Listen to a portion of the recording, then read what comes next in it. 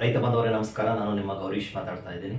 ಇವತ್ತು ನಾನು ತಿಳಿಸ್ಕೊಡ್ತಾ ಇರ್ತಕ್ಕಂಥ ಮಾಹಿತಿ ಅತ್ಯಗತ್ಯವಾಗಿ ರೈತರು ನೋಡಲೇಬೇಕಾದ ಒಂದು ಇಂಟ್ರೆಸ್ಟಿಂಗ್ ಸ್ಟೋರಿ ಅಂತ ಹೇಳ್ಬೋದು. ಯಾಕೆಂದರೆ ಇವತ್ತು ಸಾವಯವ ಮತ್ತು ರಾಸಾಯನಿಕ ಅಂತ ಬಂದಾಗ ಇವತ್ತು 70% ರೈತರು ಇವತ್ತು ಅವಲಂಬಿತರಾಗಿದ್ದು ರಾಸಾಯನಿಕ ಗೊಬ್ಬರಗಳಿಗೆ, ಅದು ರಾಸಾಯನಿಕ ಬಿತ್ತನೆಗಳಂತಲೇ ಹೇಳ್ಬೋದು ನಾವು. ಯಾಕೆಂದರೆ ಇವತ್ತು ಭೂಮಿಯ ಒಂದು ಫಲವತ್ತತೆ ನಾಶ ಆಗ್ತಾ ಇರ್ತಕ್ಕಂಥದ್ದು ನಮ್ಮೆಲ್ಲರಿಗೂ ಸಹ ಗೊತ್ತಿರ್ತಕ್ಕಂಥ ವಿಚಾರ. ಸೊ ಭೂಮಿಯ ಫಲವತ್ತತೆ ಜೊತೆಗೆ ನಮ್ಮ ಆರೋಗ್ಯವು ಸಹ ಇವತ್ತು ಹಾಳಾಗ್ತಾ ಇರ್ತಕ್ಕಂಥದ್ದು ಪ್ರತಿಯೊಬ್ಬ ರೈತನು ತಿಳಿದುಕೊಳ್ಳಬೇಕಾದ ಅತ್ಯಗತ್ಯವಾದ ಒಂದು ಮಾಹಿತಿ ಅಂತ ಹೇಳ್ಬೋದು. So welcome back my channel. ನಾನು ನಿಮ್ಮ ಗೌರೀಶ್ ಮಾತಾಡ್ತಾ ಇದ್ದೀನಿ. ಚಾನಲ್ಗೆ ಹೊಸದಾಗಿ ಯಾರೆಲ್ಲ ಬಂದಿದ್ದೀರಾ ದಯವಿಟ್ಟು ಲೈಕ್ ಮಾಡಿ, ಹಾಗೆ ಚಾನಲ್ ಸಬ್ಸ್ಕ್ರೈಬ್ ಮಾಡ್ಕೊಳ್ಳಿಲ್ಲ ಅಂದರೆ ಸಬ್ಸ್ಕ್ರೈಬ್ ಮಾಡ್ಕೊಂಬಿಡಿ.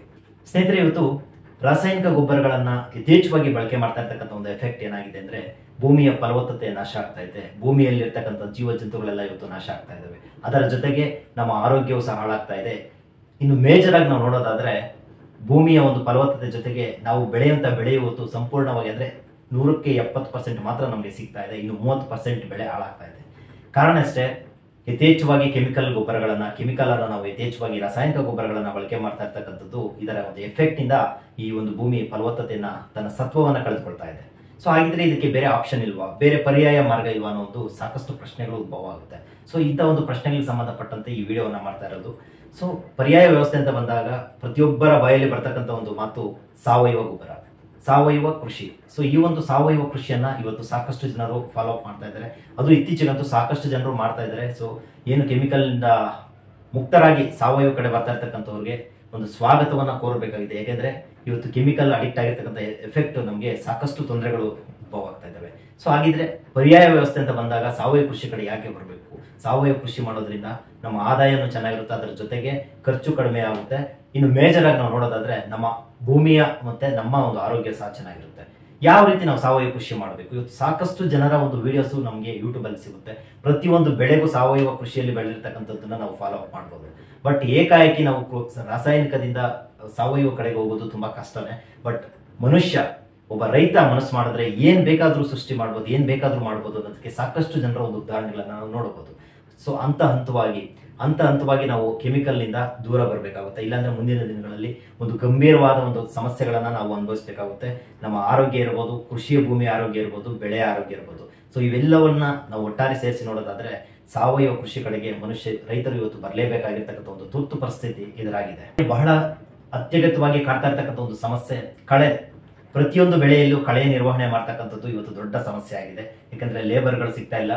ಸೊ ಇನ್ ಕೇಸ್ ಲೇಬರ್ ಸಿಕ್ಕಿದ್ರು ಸಹ ಅವರಿಗೆ ಒಂದು ಹೆಚ್ಚಿನ ಕೂಲಿ ಅಮೌಂಟ್ ಇರೋದ್ರಿಂದ ಆ ಒಂದು ಸಮಸ್ಯೆ ಇವತ್ತು ಜಾಸ್ತಿ ಜನ ರೈತರಿಗೆ ಕಾಡ್ತಾ ಇದೆ. ಸೊ ಹಾಗಾದ್ರೆ ಏನ್ ಮಾಡಬೇಕು?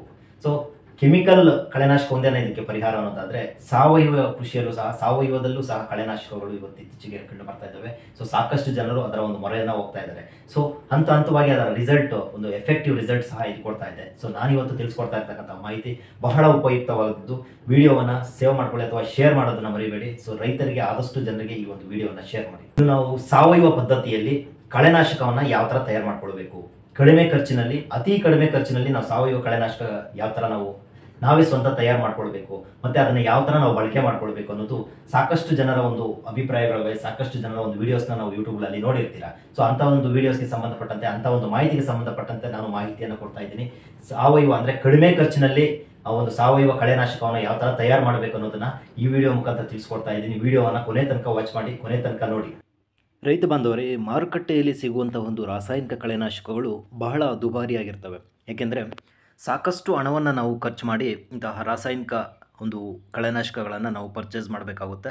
ಸೊ ಅಷ್ಟು ಹಣವನ್ನು ಖರ್ಚು ಮಾಡಿ ಅದರಿಂದ ಬಂದಂತಹ ಒಂದು ರಾಸಾಯನಿಕ ಅಂಶಗಳಿಂದ ಕಳೆನಾಶಕ ಏನಾದರೂ ನಾವು ಮಾಡಿದ್ರೆ ಭೂಮಿಯಲ್ಲಿರ್ತಕ್ಕಂಥ ಒಂದು ಪೋಷಕಾಂಶಗಳು ಕಳೆದು ಹೋಗುವಂಥ ಒಂದು ಚಾನ್ಸಸ್ ಇರುತ್ತೆ. ಲಘು ಪೋಷಕಾಂಶಗಳು ಯಾವಾಗ ಕೊರತೆ ಆಗ್ತಾವೋ ಮತ್ತು ಭೂಮಿಯಲ್ಲಿರ್ತಕ್ಕಂಥ ಒಂದು ಸೂಕ್ಷ್ಮಾಣು ಜೀವಿಗಳು ಯಾವಾಗ ನಾಶ ಆಗ್ತಾವೋ ಭೂಮಿ ಬರಡಾಗುವಂಥ ಒಂದು ಚಾನ್ಸಸ್ ಇರುತ್ತೆ. ಇನ್ನು ರಾಸಾಯನಿಕ ಕಳೆನಾಶಕಗಳನ್ನು ನಾವು ಯಥೇಚ್ಛವಾಗಿ ಬಳಕೆ ಮಾಡೋದರಿಂದ ಭೂಮಿಯ ಫಲವತ್ತತೆ ದಿನದಿಂದ ದಿನಕ್ಕೆ ಕಡಿಮೆ ಆಗ್ತಾ ಇರುತ್ತೆ. ಸೊ ಕೆಲವೊಮ್ಮೆ ನಾವು ಎಷ್ಟೇ ಒಂದು ಕೆಮಿಕಲ್ ಕೊಟ್ಟರೂ ಭೂಮಿಯಲ್ಲಿರ್ತಕ್ಕಂಥ ಒಂದು ತೇವಾಂಶ, ಭೂಮಿಯಲ್ಲಿರ್ತಕ್ಕಂಥ ಒಂದು ಸತ್ವ ಕಳೆದುಕೊಂಡು ಒಂದು ಕಂಪ್ಲೀಟ್ ಆಗಿ ಬೆಳೆ, ಒಂದು 100% ಬೆಳೆ ನಮಗೆ ಸಿಗೋದಿಲ್ಲ.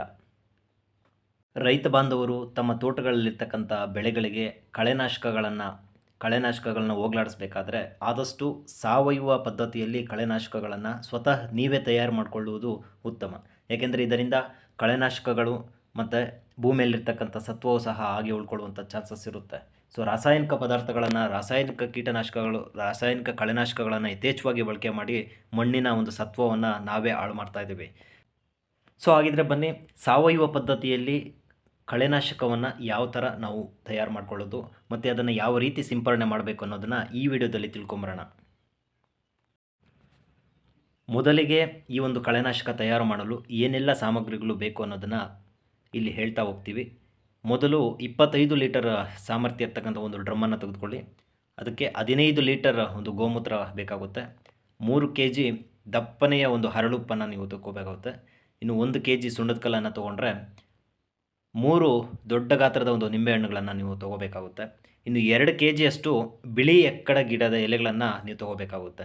ಬಿಳಿ ಎಕ್ಕಡ ಗಿಡಗಳು ತೊಗೋಬೇಕು. ಇದರಲ್ಲಿ ಬ್ಲೂ ಮತ್ತು ವೈಟ್ ಎರಡೂ ಇರುತ್ತೆ. ಬ್ಲೂ ಬೇಡ, ವೈಟ್ ಅಂದರೆ ಬಿಳಿ ಎಕ್ಕದ ಒಂದು ಗಿಡಗಳನ್ನು ನೀವು ತೊಗೋಬೇಕಾಗುತ್ತೆ. ಸೊ ಇದನ್ನು ತಯಾರಿಸುವ ವಿಧಾನವನ್ನು ನಾವು ನೋಡೋದಾದರೆ, ಮೊದಲಿಗೆ ಬಿಳಿ ಎಕ್ಕದ ಗಿಡಗಳನ್ನು ಚೆನ್ನಾಗಿ ರುಬ್ಬಿ ಪೇಸ್ಟ್ ಮಾಡ್ಕೊಳ್ಬೇಕಾಗುತ್ತೆ. ಅದಕ್ಕೆ 15 ಲೀಟರ್ ಒಂದು ಗೋಮೂತ್ರವನ್ನು ಬೆರೆಸಿ 25 ಲೀಟರ್ ಡ್ರಮ್ನಲ್ಲಿ ಚೆನ್ನಾಗಿ ಇವೆರಡನ್ನು ಬೆರೆಸ್ಕೊಳ್ಬೇಕಾಗುತ್ತೆ. ಸೊ ನಂತರ ಇದಕ್ಕೆ 1 kg ಸುಣ್ಣದ ಕಲ್ಲನ್ನು ಹಾಕಿ ಚೆನ್ನಾಗಿ ಬೆರೆಸ್ಕೊಳ್ಬೇಕು.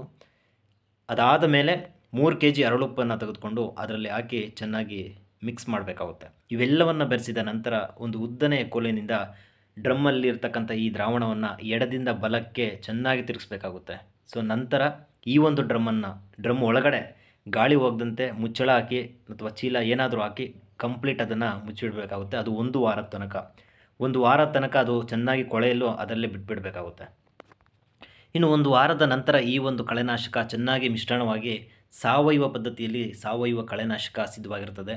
ಅದನ್ನು 1 ವಾರದ ನಂತರ ದೊಡ್ಡ ಒಂದು ನಿಂಬೆಹಣ್ಣು ತೆಗೆದುಕೊಂಡು ಆ ಒಂದು ನಿಂಬೆ ರಸವನ್ನು ಇಡಬೇಕಾಗುತ್ತೆ. ಹೀಗೆ ಒಂದು ತಯಾರಿಸಿರ್ತಕ್ಕಂಥ ಒಂದು ದ್ರಾವಣವನ್ನು 1 ಲೀಟರ್ ಕಳೆನಾಶಕ ಮಿಶ್ರಣವನ್ನು 10 ಲೀಟರ್ ನೀರಿಗೆ ಬೆರೆಸಿ ಕಳೆ ಮೇಲೆ ಸಿಂಪಡಣೆ ಮಾಡಿದರೆ ಕಳೆಗಳೆಲ್ಲ ನಾಶವಾಗುವಂಥ ಚಾನ್ಸಸ್ ಇರುತ್ತೆ. ಸೊ ಇದನ್ನು ಸಾಕಷ್ಟು ಜನ ರೈತರು ಬಳಕೆ ಮಾಡಿರ್ತಕ್ಕಂಥದ್ದು ಇದೆ. ರೈತ ಬಾಂಧವರು ಕಡಿಮೆ ಖರ್ಚಿನಲ್ಲಿ ಸಾವಯವ ಕಳೆನಾಶಕವನ್ನು ತಯಾರು ಮಾಡಿಕೊಂಡು ಅದನ್ನು ತಮ್ಮ ಬೆಳೆಗಳಿಗೆ ಸಿಂಪಡಣೆ ಮಾಡಿಕೊಳ್ಳಬಹುದು. ತಮ್ಮ ಬೆಳೆಗಳಿಗೆ ಅಂದರೆ ಬೆಳೆಗಳಲ್ಲಿರ್ತಕ್ಕಂಥ ಒಂದು ಕಳೆಗೆ ಸಿಂಪಡಣೆ ಮಾಡೋದಕ್ಕೆ ಮುಂಚೆ ಪ್ರಾಕ್ಟಿಕಲ್ ಆಗಿ ಒಂದಷ್ಟು ಒಂದು ಕಳೆಗೆ ಸಿಂಪಡಣೆ ಮಾಡಿ ಅದರ ಒಂದು ಫಲಿತಾಂಶ ಬಂದ ನಂತರ ಇದನ್ನು ಕಂಟಿನ್ಯೂ ಮಾಡಿದ್ರೆ ತುಂಬ ಚೆನ್ನಾಗಿರುತ್ತೆ. ರೈತ ಬಾಂಧವರೇ, ಇದಿಷ್ಟು ಸಾವಯವ ಕಳೆನಾಶಕಕ್ಕೆ ಸಂಬಂಧಪಟ್ಟಂತಹ ಒಂದು ಮಾಹಿತಿ. ನಿಮಗೆ ಇದಕ್ಕಿಂತ ಹೆಚ್ಚಿನ ಒಂದು ಮಾಹಿತಿ ಸಾವಯವ ಕೃಷಿಗೆ ಸಂಬಂಧಪಟ್ಟಂತೆ ಗೊತ್ತಿದ್ದರೆ ದಯವಿಟ್ಟು ಕಮೆಂಟ್ ಸೆಕ್ಷನಲ್ಲಿ ಕಮೆಂಟ್ ಮಾಡಿ. ಸೊ ಇಂತಹ ಒಂದು ಅನೇಕ ವಿಚಾರಗಳನ್ನು ಸಾಕಷ್ಟು ಜನರಿಗೆ, ಸಾಕಷ್ಟು ರೈತರಿಗೆ ತಿಳಿಸ್ಕೊಡುವಂಥ ಒಂದು ಪ್ರಯತ್ನ ನಮ್ಮದು. ಈ ವಿಡಿಯೋಗೆ ಒಂದು ಲೈಕ್ ಮಾಡಿ, ಚಾನಲ್ ಸಬ್ಸ್ಕ್ರೈಬ್ ಮಾಡ್ಕೊಂಡಿಲ್ಲ ಅಂತ ಸಬ್ಸ್ಕ್ರೈಬ್ ಮಾಡ್ಕೊಳ್ಳಿ. ಸಿಗೋಣ ಮುಂದಿನ ವಿಡಿಯೋದಲ್ಲಿ. ಅಲ್ಲಿ ತನಕ ಎಲ್ರಿಗೂ ನಮಸ್ಕಾರ.